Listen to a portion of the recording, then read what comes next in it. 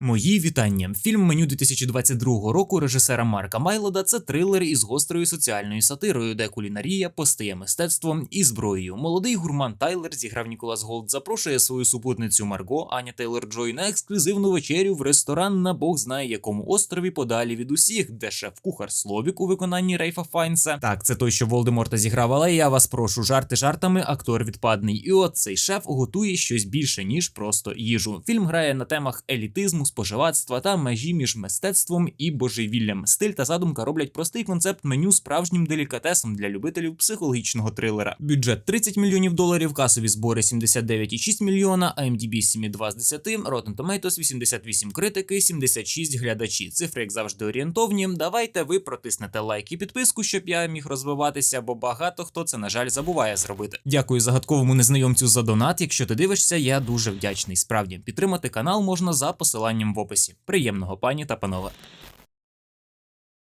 Починається фільм зі сцени куріння мадами. Хлоп намагається закенселити процес самознищення, бо то вбиває рецептори, але Марго байдуже. Та хлопець не відкисає, каже, що день важливий і смакові рецептори дуже треба, тож вона згоджується. Чекали вони яхту на 12 клієнтів, які багато грошей відвалили, щоб потрапити на ексклюзивну вечерю. Для гурманів дівка в шоках, але хай як є, платить же він. Підтягується решта, яку Тайлер відверто зневажає, бо вони чисто на приколі всі, не шарять за високу кухню. Марго злякалася якогось діда, а Тайлер залип на критика, яка фактично винайшла Словіка. Це саме той культовий шеф. На яхті всі ці налисники намагаються розважитися, але заважає самозакоханість. Оцей мужик, якийсь актор, наприклад. Аперитив у вигляді устриці з чимсь там надто складним для розуміння. Тайлер, як поважаюча себе людина, те відразу фоткати давай. Каже, це класика. Марго не вдупляє, про що мова від слова зовсім. Вони закидаються, і поки дівчина продовжує нічого не розуміти, Тайлер каже, то лоскоче лице, уявляєш, лоскоче лице, а після смак який, та ти що? Правда це чи ні, не дізнаємося. Пливуть справді на якийсь віддалений острів, а тут як на випускному, на якому мен не був, бо з ним ніхто не хотів йти. Імпровізований рецепшн всіх знає поіменно, але є нюанс. Марго це, так мовити, не зовсім та, хто мала прийти спочатку. Відбулася заміна, коротше. Ну, жіночка повтикала і зробила вигляд, що все окей, але не вдобняк. Марго каже, що пусте, і бачить, як відчалює корабель. Екскурсія розпочинається. Цей острів – це земля і вода, де вони вирощують і ловлять інгредієнти. Крикнули бідолазі, щоб той старався ловити, бо їсти хочуть, і ще пара фраз, які прямо характеризують оточення. Ну, ви зрозуміли. Острів, звісно, крепкий. Це коптильня, де лише м'ясо молочних корів з витримкою 152 дні. Ось так от. Тип питає, а якщо подати на 153-й день, то всім гайки? Жінка каже про бактерії в спинному мозку, тож так, але вони профі. І ці профі сплять ось в цих бараках, разом з туалетом. Стерильно, але очко ще те. Жінка, як той робот, розказує, що вони тут пашуть як годинник і чує всіх і вся. На питання, чи не вигорають, вона заливає про вищі стандарти шефа. Тайлер питає Вельзи, хто живе в хаті неподалік. А то шеф, і всім туди табу. Це той самий ресторан, де й буде відбуватися весь рух, як бункер в стилі хай-тек. На кухні вже все парує і пихтить, незвичні штуки роблять. Марго знову палить діда, і той каже супутниці помінятися місцями. Ельза відволікає і показує її місце, де мала сидіти інша дівка. Можна дивитися, але не фоткати, бо шеф вважає, що його страви в ефімерній площині. Тайлер підключає експерта і втирає про якийсь гомунізатор чи якось так, для снігоподібної пудри. І він, звісно, такий має, бо він крутий теж. Кухар називає його на ім'я і просить сісти, бо вже подають. В залі також бабка сидить якась. Нарешті палиться шеф і палить головних героїв. Погляд найдобрішої людини у світі. Амюз Буш. Я хеза, чи це правда, але виглядає кльово. Мелотрія, молочний сніг і карамелізоване мережево, щоб воно не значило, але виглядає ось так. Жінка відразу така, чуєш козлятину на кінчику язика. Ці сваряться, а Тайлер фоткає. Жіночка віддає речі актору і навіть ключі від квартири, про яку не знає його дружина. Компанія бізнесменів говорить про бабки, актор же ж проти такого розкладу. Тайлер знову хвалить хавку, а Марго знову не оцінила. Тайлер каже, що всі спортсмени, актори і так далі, яких боготворять, насправді не важливі, а кухарі оперують з сировиною життя і смерті. І розказує, як по 20 разів дивився відоси з цим шефом і все знає. Фанатик, коротше, ще той. Перша страва – це купа різної зелені, камінь і хоп, шедевр. Шеф руками ляпнув, всі пошикувалися. Каже, що він Словік, і наступні години вони будуть годувати. А в їхніх шлунках буде від цвілі до екосистем. Пісня просто. Але головне, щоб вони не їли, а куштували. Цінили це меню, коротше. Всі аж заслухалися. Подають страву, яка зветься острів. Рослини з острову, тут підморожена вода якась, свята, мабуть. Тайлер знову вставляє свої 5 копійок, але Словік це палить. Коротше, цвях програми гребінець. І заливає гарні слова про острів, природу і те, що вони мінливі, а все тут вічне. Тайлер аж сльозу пустив, каже, бо як прекрасно я не можу це їсти. Марго намагається завести розмову, але його лише шеф цікавить, хоче сподобатися. Марго каже, ти ж платиш за послугу і подобатися не обов'язково. Тіп кидає підозри на сказане, але підносить вино, теж якесь старе. Критикиня випендрюється новомодними словами, і звісно її все так, але щось не так. Доходить висновку, що вони їдять океан, а окулястик весь фільм лише підтакує. Актори ще втирає про якийсь новий фільм, звучить то все не дуже, але він певно так не вважає. Бізнесмени радіють, що буде галочка в житті, бо молюски у них готує найкраще якийсь там Рікардо. А ці двоє про пері говорять і смачно, певно, ту траву їсти. Тейлор, користуючись нагодою, і в Марго шматок забрав. А що добру пропадати? Друга страва. Знову хлопок, і Словік починає монолог про хліб і його давню історію. 75% землеробства на хліб досі йде, а на овочі і фрукти лише 6%. І взагалі сам Ісус про нього говорив. Та все ж це хавка просто людина. А ця отара не така, тож хліба не буде. Оце я розумію, Стьоп, безхлібна хлібна тарілка. Чисто бульбашок начавили, і з вас 100-500 грошей. Краще б мені на монобанку закинули, я б собі стільки хліба накупив. Ну всі трошки в шоках, читають записку про те, що цей хліб без хліба створений крутою асоціацією. І тут починається знайди щось в нічому. Типу, вау, яка смачна відсутність хліба. Зухвало, біснувато, інший погляд на їжу. Жіночка каже, що емульсія неоднорідна, а все сказане тут чується і бачиться. Тейлор все хаває тільки так, і вухами, і ротом. Марго, певно, до такого точно не була готова, каже, що це ж просто зневага, але в того 1000 пояснень, чому це геніально. Але все ж давати в ресторані їжу непогане правило. Блум хвалиться, що вона вдома сама пече хліб і отримує ще трохи неоднорідної емульсії з пецом від шефа. Пацани кажуть, концепт класний, але дайте все ж хліба. Простого класного хліба, але відповідь ні. Тож пацани такі,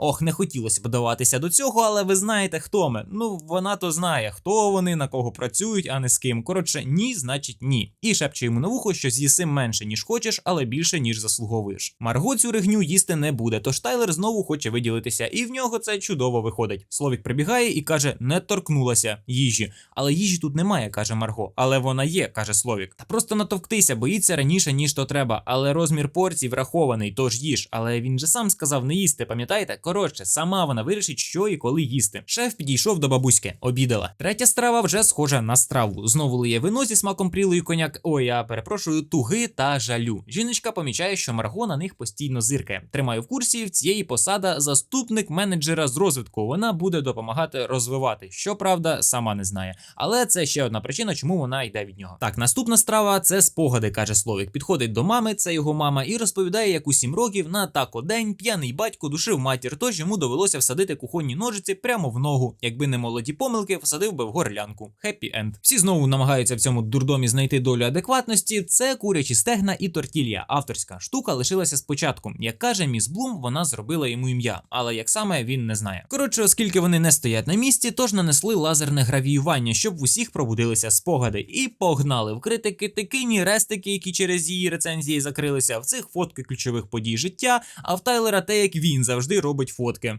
То я ж паніку зловив. Актору фотка з жахливого фільму попалася, а в бізнесменів на паличці рахунки якісь, які не мали бути будь-в кого. Звуть Ельзу з питаннями. А це ж просто податкова звітність компанії і фіктивні рахунки. Хлопці кажуть, габела вам, закриють завтра, але жіночка не сильно переймається. Ось і підтвердження, що дід наліво ходив з Маргошею. Марго біситься, що той веде себе як придурок, і місце це дурацьке. Каже, щоб все це просто забрали. Але Тайлер лише вибачатися хоче, і не дай Бог вона тут все поламає. Те, що пустили, вже чудо. Затикає її, бо він платить, і кайфує від тако. Жінка зривається, але Ельза стопає, тож доводиться скидати все на туалет. А за тими дверима ж дещо дуже особливе. В туалеті через вікно Марго бачить хлопа, що крила тягне, і палить цигарку. Аж тут Словік завалюється і тупо питає, що саме їй не сподобалося. Останню страву майже не торкнулося. Це його ображає, і я йому вірю. Марго відбрехується, що не голодна, але Юліан Словік не відстає. Каже, я тут шеф-кухар, тож скажіть, хто ви? Марго випалює хто і звідки. Але Словік шарить, що та брехунька і каже, що вона тут не мала бути, але контакт не задався. Четверта страва – це полотно для проектора, і щось мутять вже. Словік хвилюється, а тут ще й цей вискочка з питаннями. Зустрічайте, це соу-шеф, і ця страва – безлад його створіння. Джеремі – талант, все життя хотів працювати на Словіка, і загалом він молодець,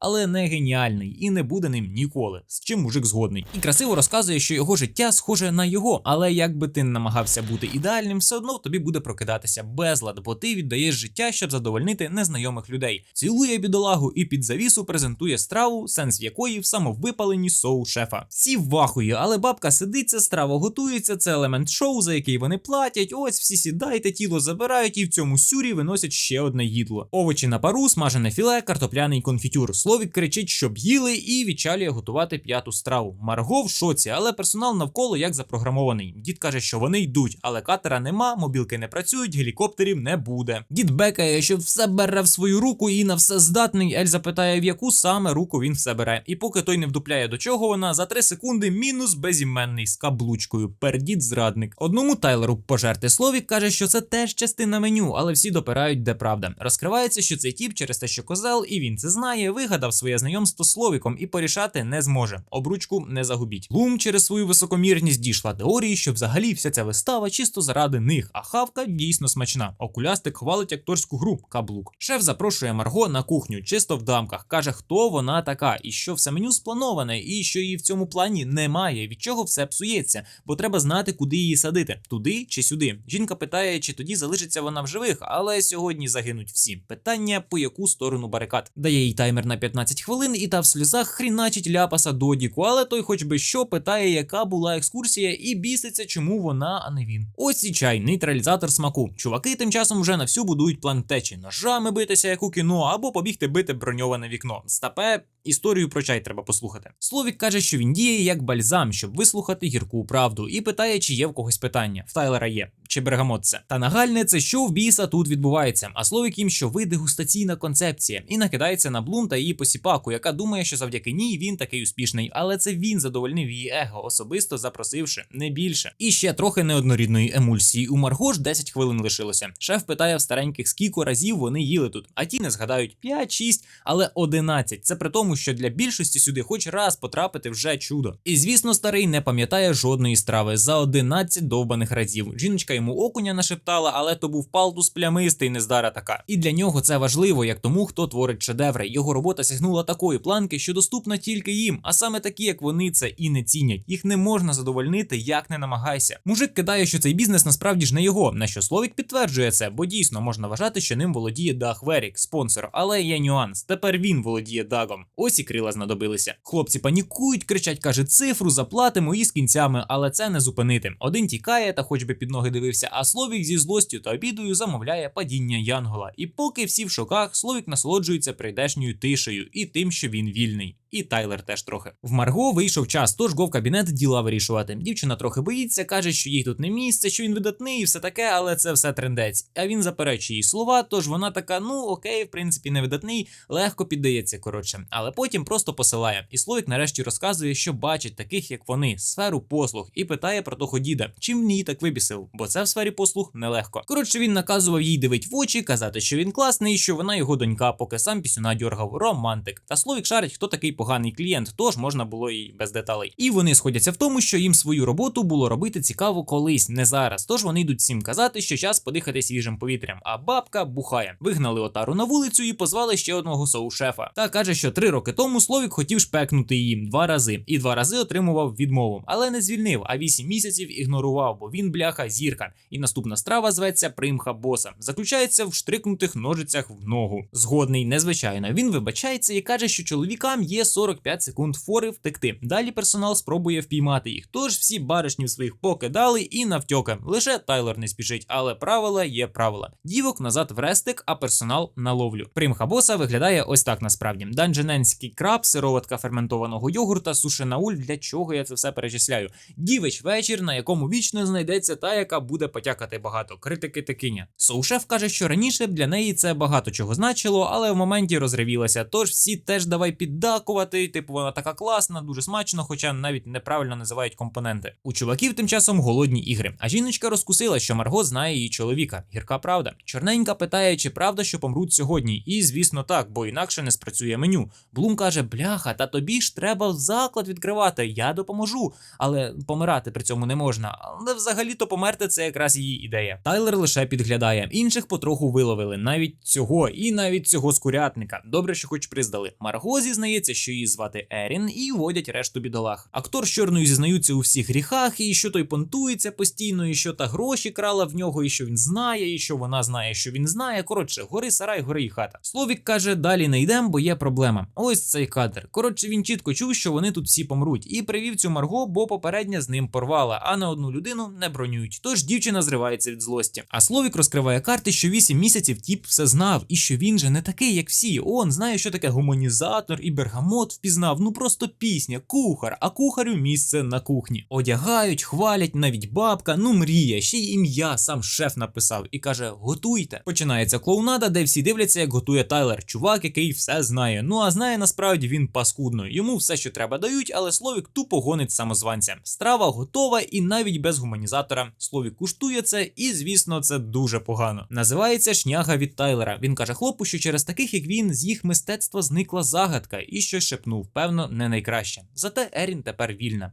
Довершеності не існує, тож має положайсь, шановні гості, але цей відступ був треба. Словік каже Марго, що для десерту треба барильцем, а Ельза завтикала, тож принеси ти, вона в коптильні. Ельза незадоволена, але ж Марго тепер одна з них. Тайлер тоді пішов, до речі, на той світ. Актор бере яйця в кулак, але вони в нього якісь маленькі, тож Словік випереджає його потуги запитати, за що їх покарано. Ну коротше, Словік в один єдиний вихідний пішов на той гівняний фільм «Доктор Сонце», а подрузі вирок за те, що навчалася в Брауні, без студентської позики. Марго знайшла барильце і ніж, та й попетляла в будинок шефа, де вже чекає конкурент. В хаті імітація залу. Марго знаходить якісь двері, але Ельза тут як тут з нотаціями і каже, що вона її не замінить ніколи, та й давай махатися ножем. Після хвилинної сутички по пиці прилітає гуманізатором, і Еліс останнє, що каже, це що нічого вона не забула, бо не казав він ні про яке барильце. Трофейним ключем двері відчинила, а там все життя шефа, який підіймався з самого дна, якщо так можна виразитися, але був щасливим смажити бургери. Тут і рація. В одного хлопа сьогодні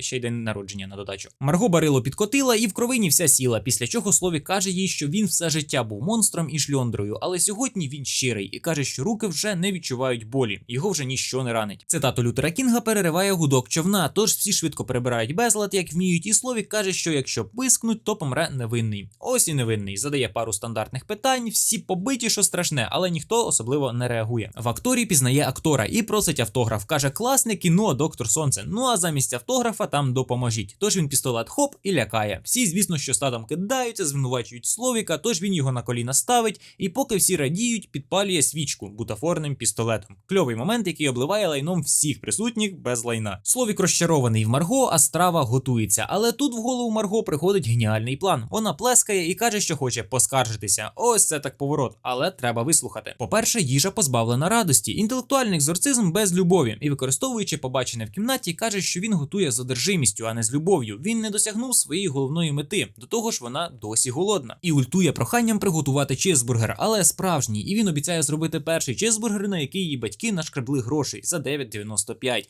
І з яким кайфом та професіоналізмом Словік готує чизбургер далі. Дуже класний момент з дуже крутим актором. Чизбургер з любов'ю. Марго спробувала і каже, що так, це справді чизбургер. Чому мужик дуже радий? Вона каже, що очі б ще їли, але в шлунок не лізе. Запакуйте з собою, будь ласка. Бажання клієнта – закон, тож один чизбургер з собою і подарунок. Дівчина лишає десятку, а Словік помітно, що досягнув мети. Зробив справжнього клієнта по-справжньому задоволеним. Та шоу треба завершити, тож Словік проговорює, що в рахунок включений чай, в пакеті сувеніри, копія меню, в одному палець, ну і дякує. Вони крах його мистецтва і життя. І тепер вони стануть його частиною. Ну і погнали робити фінальну страву. Смор в повному форматі з людьми, а Марго на човен добігла. Словік каже, що треба віддатися вогню, бо він зможе трансформувати цю страву і очистити їх як мучеників. Хватає жар, каже, що любить їх, вони його також, і спалює все з манатками. Чому вони горять так стерильно, не задавайтеся питаннями, це для епіку сказаного. Марго ж втекла достатньо, щоб подивитися на вибух і доїсти цей до біса смачний чизбургер. Що ж, ось такий фільм зняли у 2022 році, і незважаючи на, здавалося б, не найбільший бюджет стрічки, задум зміг вибудувати серйозний посил, звісно, з допомогою крутих ключових акторів і непоганим розвитком подій, щоб не було скучно. До того ж, демонстрація високої кухні в переплетінні з інтригою кожного в кадрі красиво виглядає. На цьому вистава все. Чай в рахунок не врахований, бо його немає. Тож за бажанням картка в описі. Дуже мені допоможете. Ну і звісно, дякую спонсорам каналу, а також за лайк, підписку, поширення та коментар. Почуємося.